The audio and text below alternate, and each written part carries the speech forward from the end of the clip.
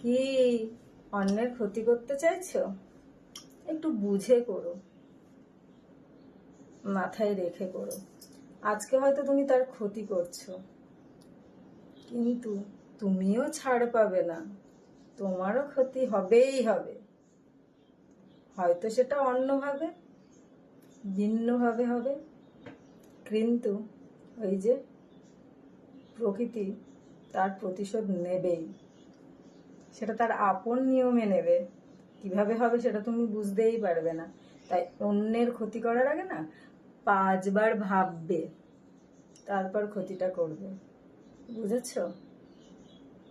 এই যে প্রকৃতির নিয়ম ফিরে আসে, সেটা কিভাবে আসবে বুঝতে পারবে না। তাই অন্যের ক্ষতি করো না, নিজেরও সেই দিনটা তাহলে দেখতে হবে।